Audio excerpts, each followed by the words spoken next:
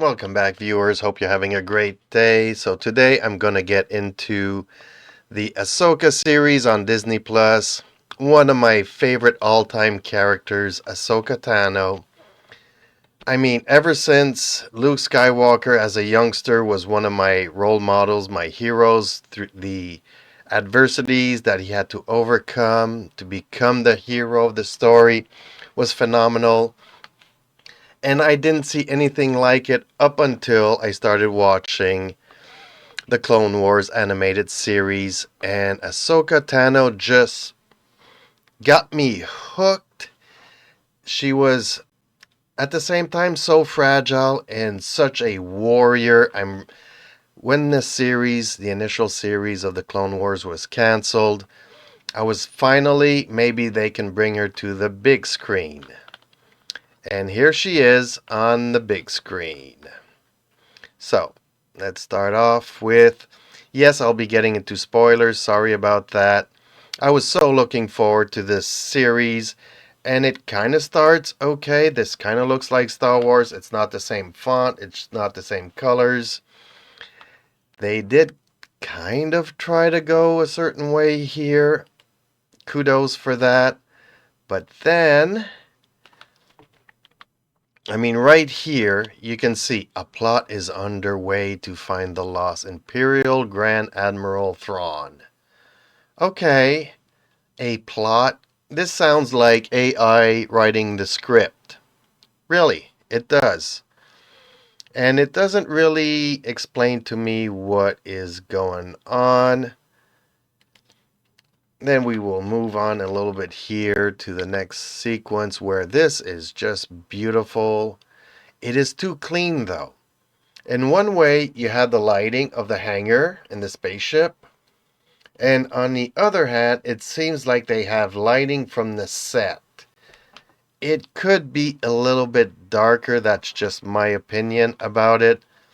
Even the droid here, if you remember, R2-D2 was never this squeaky clean. Apparently we got rid of all the space dust. Somehow. Is that a valid critique of the show? I don't know. You'll have to comment down below if you agree, disagree with that. I just am amazed how everything is so clean for a Star Wars universe series.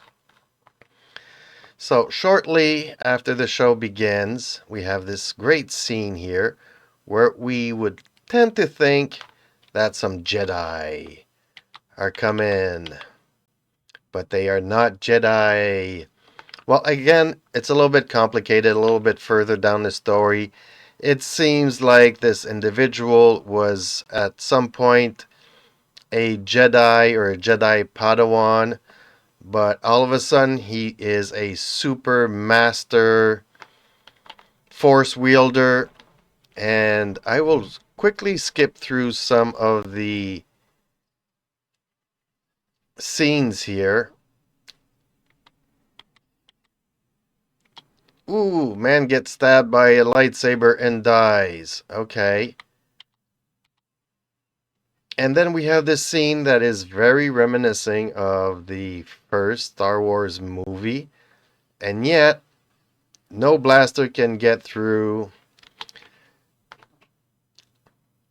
his deflection of the lightsaber.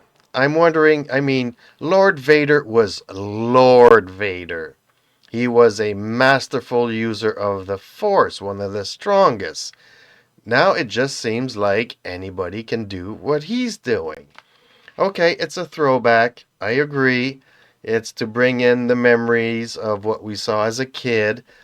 But the fact that everybody else can do it with such ease kind of negates the impact it had as a child. So, okay, maybe for the first time user or viewer, okay, I'll give it. I'll give it. I'm guessing this is for people that have watched the Rebels series. I just saw a few episodes, unlike the Clone Wars, where I pretty much saw all of it. Rebels, I had a hard time sticking to it. I just had a few episodes here and there, and that's all I can say. But yes, Then we move on to another scene here, which is just beautiful, except it's too white. Again, why is everything so white? And there we have Ahsoka.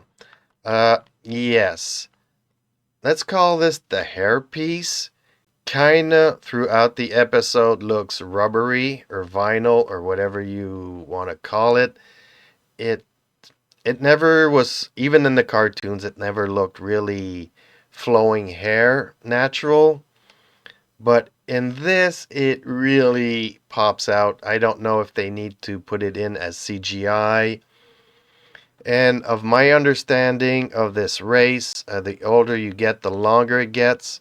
So I'll comment on this a little bit later because, just because. Sorry about that. Okay, so next scene, Indiana Jones reminiscing, or I guess it is more of a video game where you have to figure out a puzzle to get the thing, and this thing apparently is a map. Strange way to hide a map to one of the prisoners or to somebody that you're looking for, but they need the thing to go to the thing and get the other thing, I'm guessing. It is plot driven and not really explain why they are needing this thing, why it is a map, how did it become a map. We're not getting into none of these details, which breaks the storyline for me. These robots really look CGI worked in. I'm sorry to say. It kind of likes Photoshop copy and paste in there. Uh, you know, feel free to have a different opinion than mine. Yes, apparently these two are friends from the series Rebels, and yet they greet themselves by title, which is kind of strange. Yes, it's okay one time to, yes, General, yes, you're the General, but no, Your Highness, the General. It's all about woman power and titles reflecting the power that women have. This is a very woman power driven show. It's obvious. It's even more than obvious. It's pushed every 2 minutes into your face. Sorry to say. But then, okay, I have this map. Then you need to go and get another character called Sabine, which was also a character from the Rebels animated series. And even in that series, I'll get to it closely here. She used to have certain maturity. Yes, she was a young child in the series, or I would say a young teen, having growing pains, but when adversity comes, she can wear the helmet, the Mandalorian helmet, and take the battles seriously. Whereas in this show, okay, well, we are unveiling this memorial monument, and she doesn't even bother to show up. Instead, she goes on the speeder listening to some punk rock music that is way too loud. Again, takes you out of the show. I really wanted to like this show. Ahsoka is one of my favorite all time characters, and yet, why are they doing this to every character? Okay, but she's a badass. If that's where they want to go with this, it's like, okay, let's ignore her character from the animated series and then throw her on the screen here.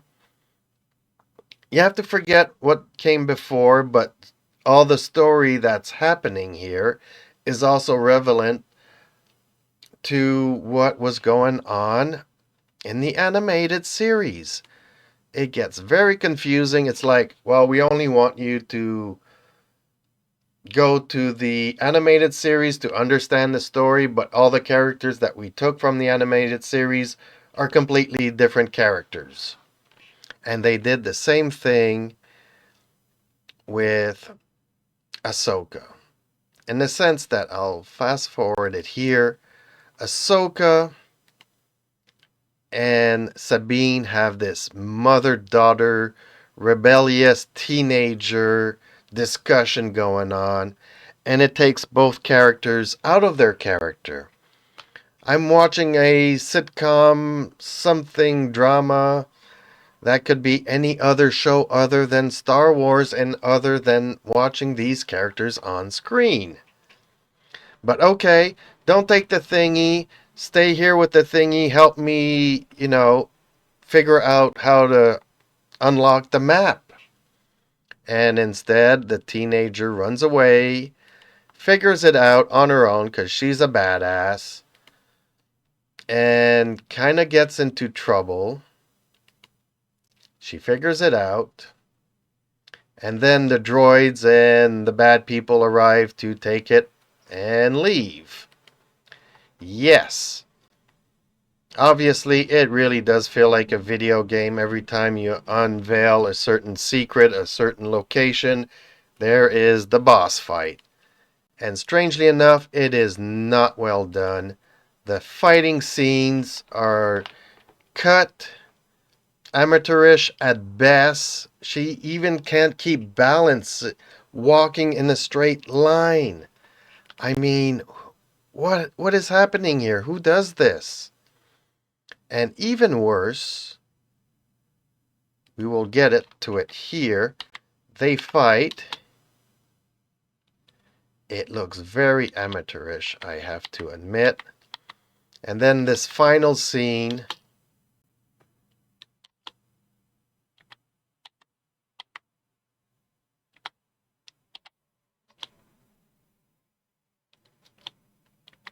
I'm trying to get to it. Sorry's here for the...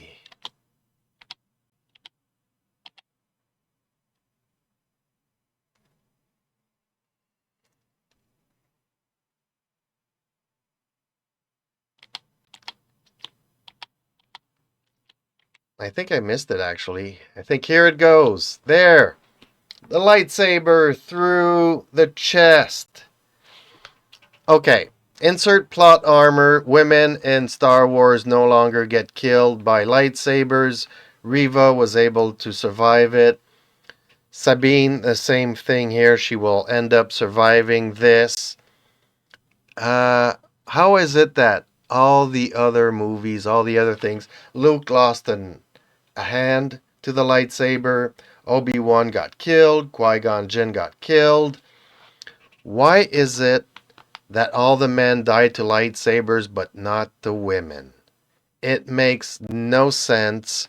So my review of Ahsoka, as much as I wanted to love this show, after one episode, you can feel it in my tone of voice. I'm very frustrated. I'm aggravated. Dave Filoni is a phony. I just want to pull whatever hair I have left on my head out. Wow. Okay, I'm happy to get it off my chest.